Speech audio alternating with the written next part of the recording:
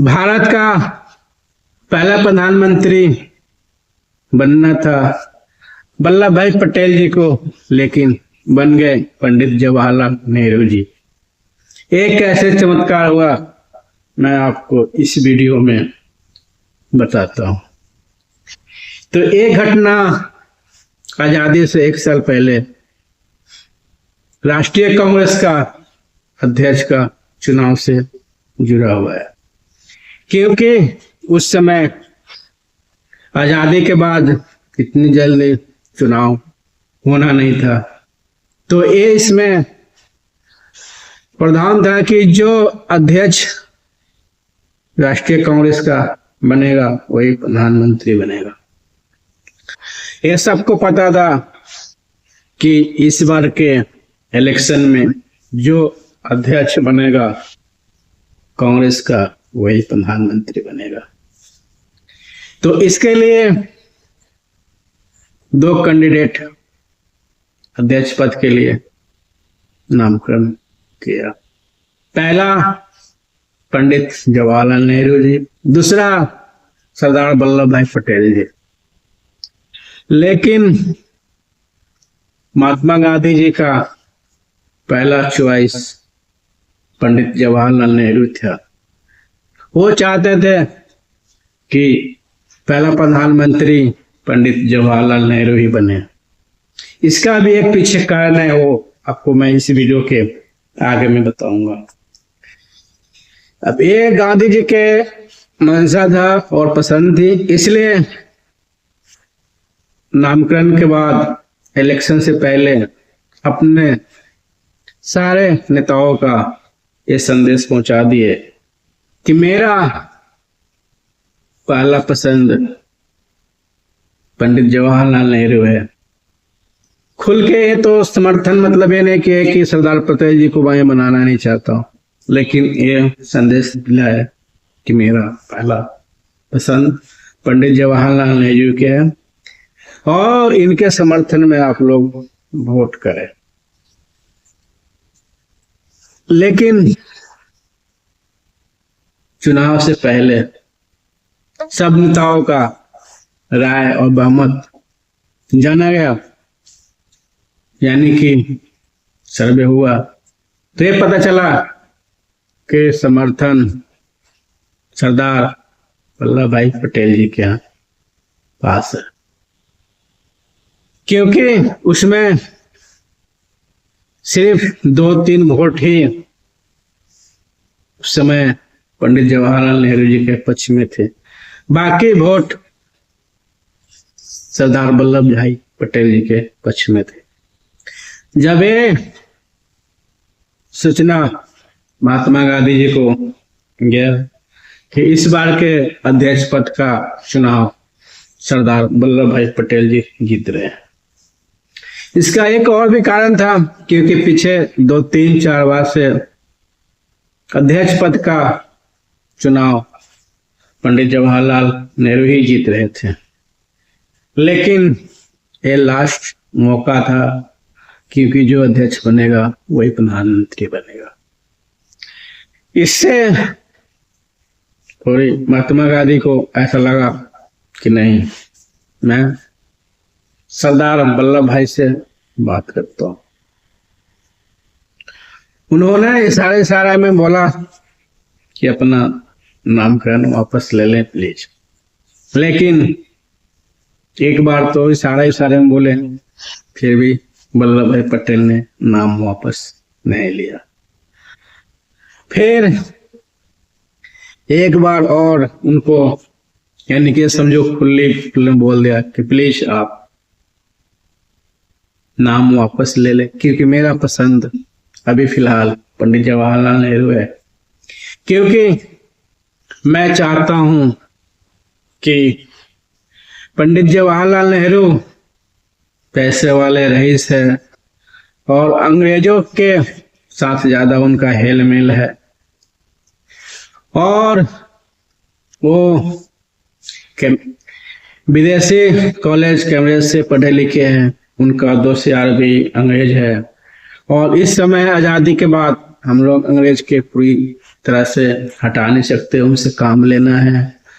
और उनका तालमेल ज्यादातर पंडित जवाहरलाल नेहरू के साथ है। और क्योंकि पंडित जवाहरलाल नेहरू उस समय के रईस आदमी थे, ठाट बाट था, और इंटरनेशनल मीडिया और पूरी दुनिया में पहचान उस समय ज्यादातर महात्मा गांधी और पंडित जवाहरलाल नेहरू के ही थे देश दुनिया में।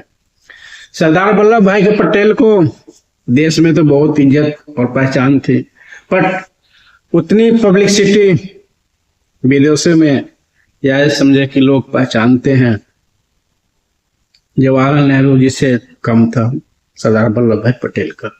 यही कारण था कि महात्मा गांधी जी ने सोचा कि अभी ऐसे बंदे को प्रधानमंत्री बनाया जाए जो फेमस हो और उनकी इंग्लिश भी अच्छी हो और वो अंग्रेजों के साथ थोड़ा बढ़िया से संवाद कर सके। तो इस मामले में पंडित जवाहरलाल नेहरू जी बिल्कुल फिट बैठ रहे थे। तो ये बात सरदार पटेल जी को समझाया गया कि प्लीज आप इस बार नाम वापस ले लें, लेकिन आपको मन मुताबिक पद भी देंगे, ऐसा नहीं करेंगे आप भी 1 नंबर 2 नंबर का नेता है तो आपको 1-2 नंबर का ही पद मिलेगा। तो ये गांधी जी का बात समझकर और इनका गांधी जी को इज्जत करते थे, उनका सम्मान रखने के लिए सरदार वल्लभ भाई पटेल ने अपना नाम अध्यक्ष पद से वापस ले लिया और बिना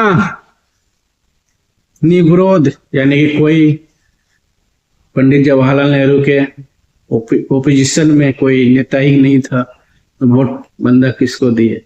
इसलिए निर्विरोध पंडित जवाहरलाल नेहरू उस समय अध्यक्ष पद का चुनाव जीत गए।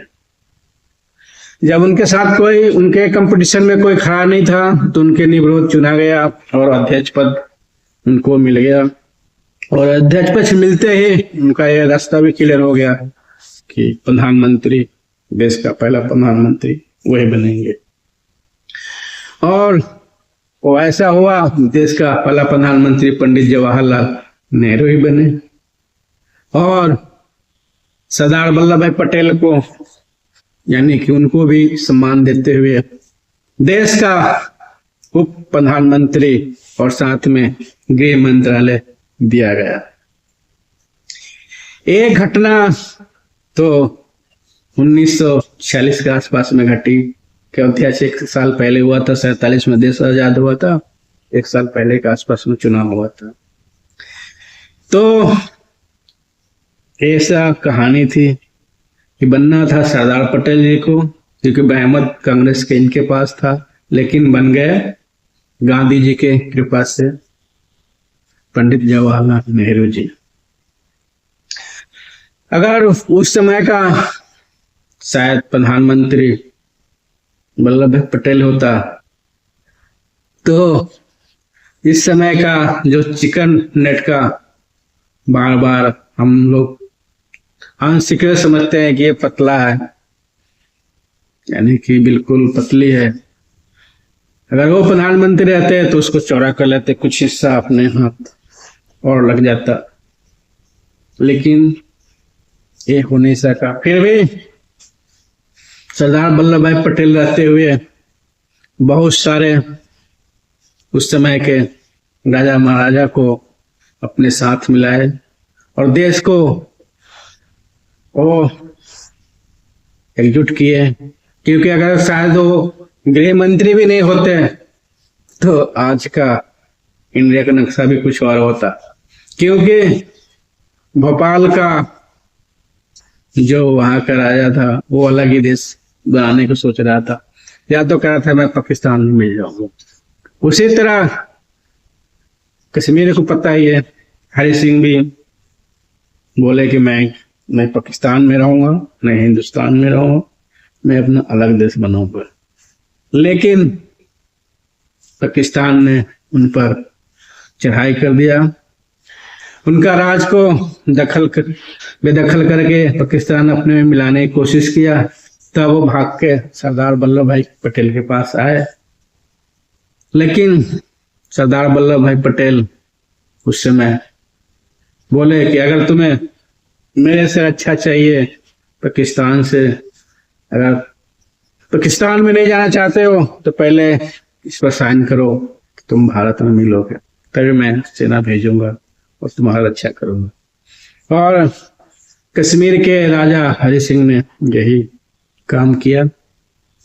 वो भारत का विलय में संधि पर हस्ताक्षर किए, साइन किए और भारत में विलय हो गए। उसके बाद इंडिया यानी कि भारत का सेना ने कश्मीर में गया और पाकिस्तान के जो कव्वाली थे, कब्जा कश्मीर किया था, उसको भगाया।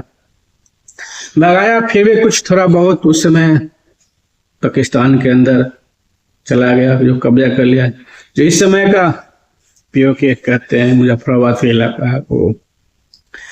तो अगर और किसी चीज पर आप लोग को जानकारी या नॉलेज चाहिए तो कमेंट में लिखें, उस पर मैं आप लोग को वीडियो बना दूंगा। अगर ये वीडियो अच्छी लगी है प्लीज मेरा चैनल सब्सक्राइब करें, सलका न्यूज़म, और फेसबुक पर सतीश मेहता के नाम से पेज है, प्लीज वहां भी फॉलो करें। Thank you.